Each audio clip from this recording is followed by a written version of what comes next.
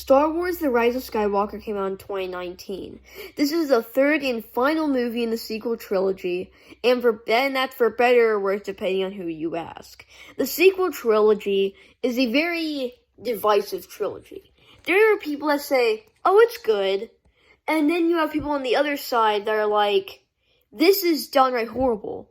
And I happen to know people who have both of those opinions. The thing we're going to talk about mostly is not as much about the story like I do in most of my reviews, but here we're primarily going to talk about how it impacted Star Wars, the Star Wars universe, and its individual moments and how they correlate to other things. Because if you just look at the story itself as a movie, it is extremely bland. And this review would only be like a minute and a half. So yeah. So, again, everybody has multiple problems with this movie. For one, Palpatine returns. For two, Rey can use Sith lightning now. And the post-credit scene, which, yeah, I'm just happy for people who, didn't stay for the credits. Because if they did, they would have flipped out. But, yeah, it was bad. Bad call. It was like that scene Aliens. And, this wasn't good. But I do not think it's as bad as other people say. And I will talk about this later. And one of the many reasons I think this is because of the direction that Star Wars has been going, primarily with their TV shows. So, Palpatine returns. We see Kylo Ren going to Exegol and seeing Palpatine. This is a super cool opening because we see flickering and flashing multiple voices, and then Ian McDiarmid says the dark side is a pathway to many abilities, some would even consider to be unnatural. And just the way Ian McDiarmid's voice is done in this scene is just amazing, and the way it's displayed, introducing Palpatine, is so grand and epic. It's like you're introducing somebody that hasn't even been there for like hundreds or tons of years, finally coming back, and it is an amazing way to introduce the character. And, so the way Palpatine is handled in this movie, I love Palpatine. Let me just put that out there. Palpatine is my most favorite Star Wars character, above literally any other ever. I love Palpatine. It's the best Star Wars character in my opinion. But do I like how he was handled in this movie? Well, cloning. That is a big thing that new Star Wars has been focusing on over, like, the course of, like, the Bad Batch. A huge theme in that was Emperor Palpatine being cloned. So when people say, oh, why did Palpatine return in that movie? It's because of cloning. I mean, it was extremely lame the way that, Post said. They were clearly making it up. They clearly were course correcting when they made that up. And now I guess we have to talk about the characters, which is, like, the most disappointing aspect of this movie. You have Rose, who, in this movie, they're course correcting from the response of The Last Jedi, and they're trying to take a different approach, which one of the things that they did was removing Rose. And I think Disney was getting the wrong message with The Last Jedi. A lot of the things that people disliked were not specific characters, but the way the story was handled and how that affected Star Wars as a whole.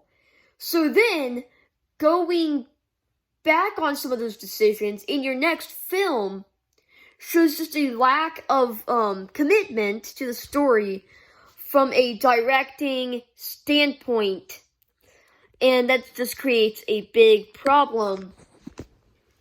Because then you have this huge, messy dilemma that you have to take years to fix, which Star Wars has been actively trying to do.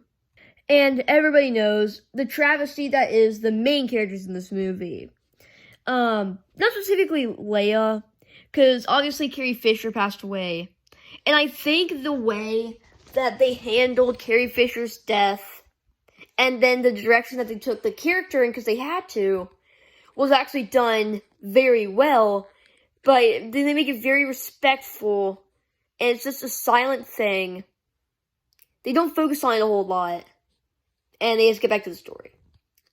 Well, yeah, so, Snoke's dead, everyone's dead, who knows what's happening with Kylo Ren, but eventually they have to go visit the Death Star. Once they visit the Death Star, they meet ex-stormtroopers, obviously Finn's an ex-stormtrooper, and, Finn didn't get to do a whole lot. It's very sad. I mean, I wish Finn got to do more. That's the biggest travesty of the sequel trilogy, in my opinion. And, yeah, so they get into the Death Star, which I think is a cool sequence. Even though it makes no logical sense whatsoever, I do think it's a cool sequence, seeing them return to a destroyed, absolutely wrecked Death Star. I think that's just kind of fun. And, you get back to the throne room. The fight with Kylo looks horrible. So after this, they do go to a different planet, and to basically sum it all up, they fly now. Kylo Ren turns to the light side in a very heartwarming sequence with his father, Han Solo. They save Chewie and they prepare for battle. Now, all of this is not executed very well, so that's why I'm summing it up in this 21-second clip, but yeah. Eventually, we do get to the Battle of Exegol. A bunch of ships, a bunch of, Star Destroyers with cannons on them, which, if this was Palpatine's plan, why have all of them on Exegol? Why not just send them out to other planets and have him return as the Emperor? Why have this battle all go down in one place where they could easily be defeated by just one thing being destroyed, which is this whole corresponding, which is corresponding to all the other ships, keeping them basically flying? That is so stupid. Ian McDiarmid gives one of the best performances he has ever given. Most notably as Palpatine. But just his voice performance here is just astounding. And this is probably the best job he's ever done as Palpatine, other than what he did in the prequel films. But actually as Palpatine, I think this is the best performance. And Palpatine is defeated fairly easily, which just is sad because, I guess you could say all the Jedi just, went inside of Rey. Oh, that didn't sound good. But, all the Jedi went inside of Rey and, her spirit and stuff. And then she was able to defeat Palpatine. Again, this movie basically just wanted the fans to make up their story for them. But, yeah, so Battle of Exegol was fine enough. Palpatine uses this big, Sith lightning thing to destroy all the, ships and stuff. But why not just use her Force lightning on Palpatine? Wouldn't that just make more sense? But yeah, so then Palpatine's defeated, happily ever after. We see Lando, crap, and yeah. So Rise of Skywalker is a very divisive film, but I really I kind of liked it.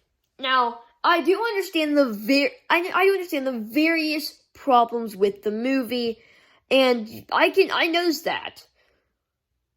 But I remember going to the movie theater in 2019, opening night. I was so hyped for this movie. Now, going to see it was phenomenal. I freaking love this movie. So now, over the years, I've grown up a little bit since I last saw that movie in 2019. Rewatching it now and actually being able to talk about it, I'm gonna have a bias towards it. So I'm gonna probably give this movie a 74%. Yeah, I don't know. So yeah, guys, if you enjoyed this video or any of my other content, please be sure to subscribe, and I'll see you in the next one. Goodbye.